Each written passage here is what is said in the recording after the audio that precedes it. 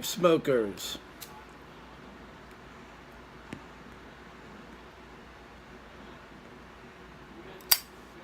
I am the spaceman, and I've landed in your area again. I'm just here for a quick video because I have a little question for all the pipe smokers out there, and I'm going to talk about this particular topic while I'm enjoying a pipe. And the pipe I'm enjoying is my AKB Meerschaum Bent Dublin, and in the bowl is some Magnum Opus. Okay, so my question to everyone out there is this. Now, normally when I open a tin of tobacco, I only leave it like that in the tin, just putting the lid back on when I'm done.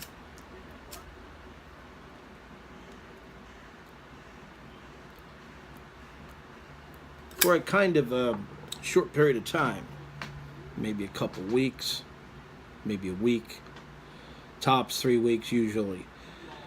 Lately I've been experimenting with something.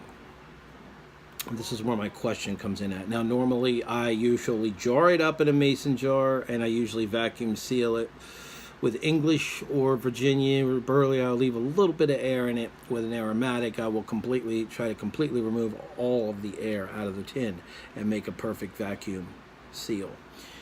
But lately, what I've been doing is I'm trying something new here. I would open the tin, and when I put the lid back on, I use I think it's a Fresh Saver food. It's a plastic bag. So I put the tin in that bag. It has a Ziploc at the top. I seal that.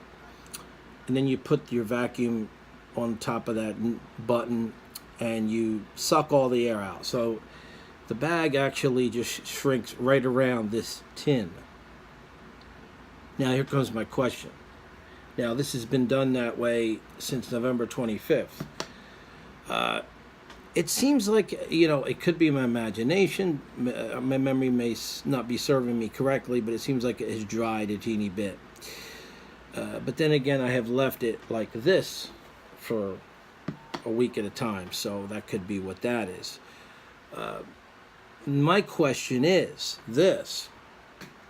Now, one would speculate or presume or assume that when you put the lid on this tin after the vacuum seal has been broken, when you re-seal this, obviously it's not a tight seal, because if you leave it, it's going to go bad eventually. It's going to dry out. That would lead me to believe the next thing, that somehow there's leakage.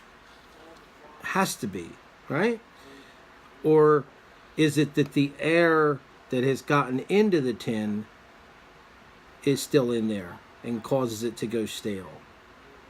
Now, with an English, you want to leave a little bit of air, so I'm not sure.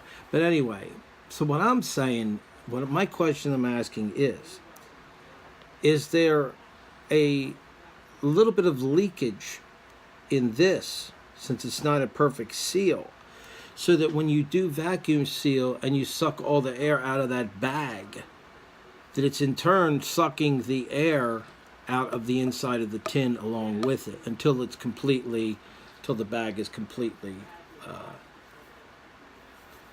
wrapped around this tin very tightly. So will it keep it fresh indefinitely, the same as it would if it were in a mason jar? That is my question, because this is like a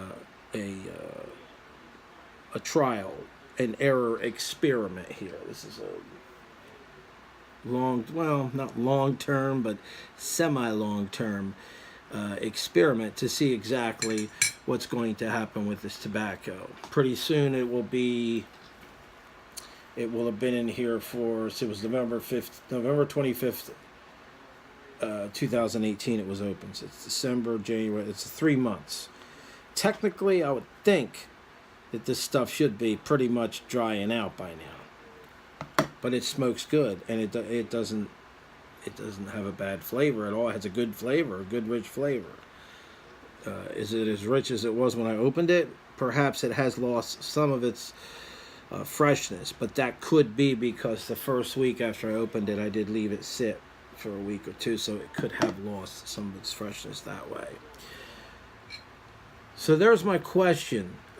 Should I go ahead and do this? I have done this with maybe 4 or 5 other tins, including my Mississippi River Special Reserve. Now that is in a tin with a plastic lid, like the kind of lid you'd put on a butter jar, a butter dish, a butter bowl.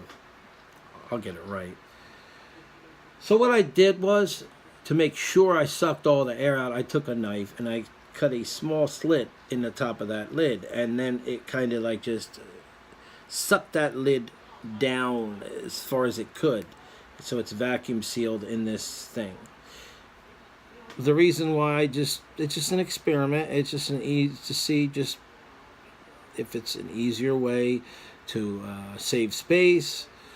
Jars take up more space, and on top of that, you can have the original tin to look at when you're smoking. So it's just a different way of doing it, you know, and it's only been like maybe 4 or 5 tins I've done this with.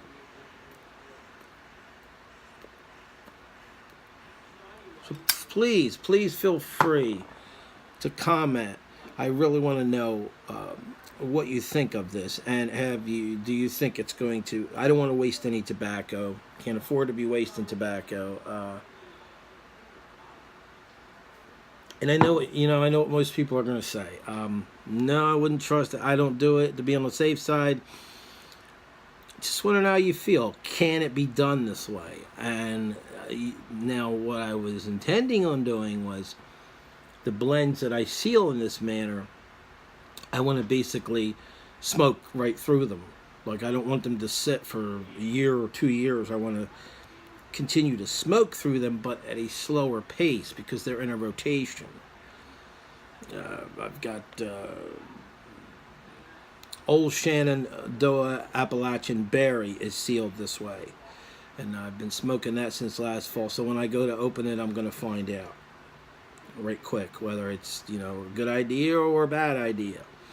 But that's going to probably be a month from now. So just give me your feelings on that. And my lighter video will be coming up. I'm waiting on a lighter coming from China. I just got word in an email that they shipped it. They just shipped it out a few days ago. So it's going to be like probably around maybe 10 days or so, and I'll be getting that lighter. So you're talking probably in a 2-week proximity, you'll probably see that my lighter collection. So I'm just keeping you up to date on what's going on with that, because I figured I may as well wait until I have all my lighters and I got everything, and then I can just go ahead and do the video and show my whole collection, right? I got a new one here, by the way. Looks like it's out of fuel, right? Nice, isn't it? It's got all those different pipe shapes on it. It's a Zippo. Out of fluid. Well, got the trusty old Bic here, the taco one. So,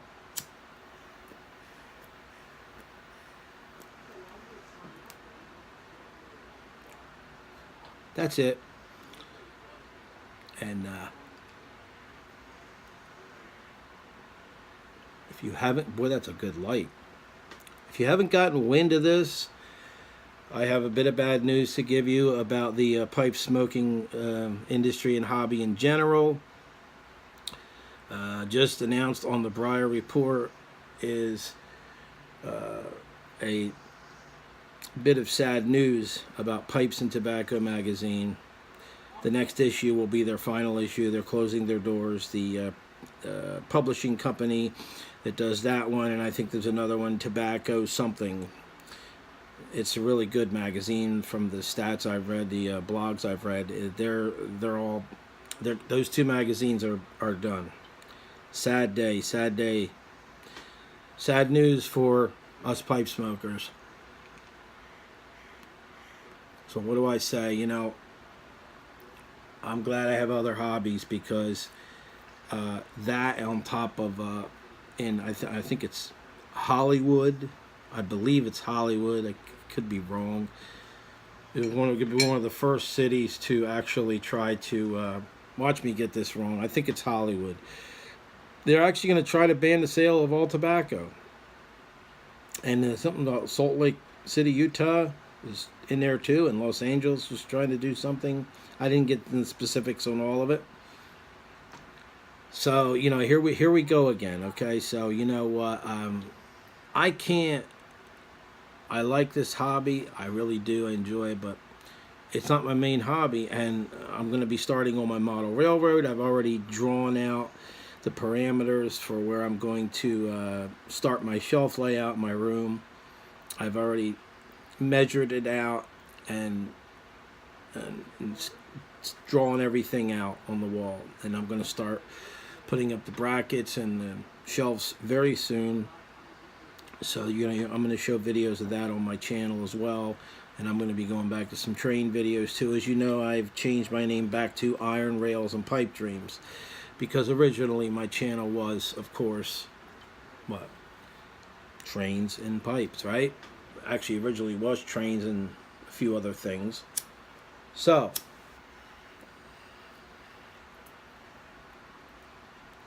nothing wrong with smoking a good bowl of tobacco once in a while. But this hobby is in demise, slowly but surely, going by the wayside. You know, it may last the rest of our lives, and you know, so is model railroading, by the way. Your average age model railroader is something like 70s or 80s. If you're like 39 and you're doing model railroading, you are considered a youngster. Okay? A young hobbyist. Well, there you have it. I mean, the whole thing with technology has just taken the hands-on crafts and hobbies, and it's just pushed them to the wayside. It's just a sad day. It just, for people like us who like those kind of hobbies, it's a sad day. You got a train store down here that used to be huge, H&R trains, and they now had to downsize their building, and they had to buy a smaller building with smaller space because they're just not selling what they used to. So, you know, the internet has a lot to do with this. Amazon, eBay. One has to wonder, is the hobby just in constant quick demise? Or not quick demise, it's just slowly but gradually going out as these people get older.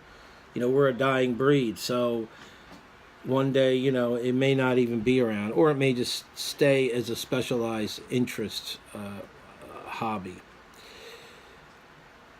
I don't know, but hopefully it'll be around for the rest of my life. So and then, you know, there's always the deal where things have a way of coming back around again. You saw with vinyl records. You see what happened with vinyl records. They made a comeback. And, I mean, I was in Walmart, and I even saw where Walmart is now carrying vinyl records. So,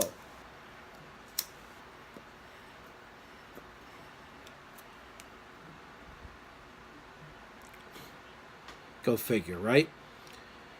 You may see the resurgence of certain things, but there may also be certain things that you're never going to see again. They may disappear, and they might go away. You may never see them again.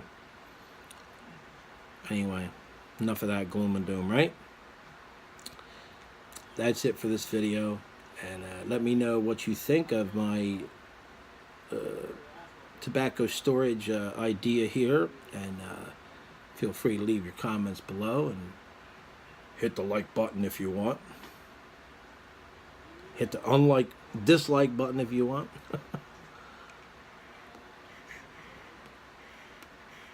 Pipe keeps going out. Anyway, it's a good smoker though. AKB Meerschaum. I love this pipe. This is my second smoke, and it's already colored at the top, by the way. These pipes are great. So you'll have a good one, and keep looking around the corner for the Spaceman, because I might just land in your area next time around. I'll check yous out later.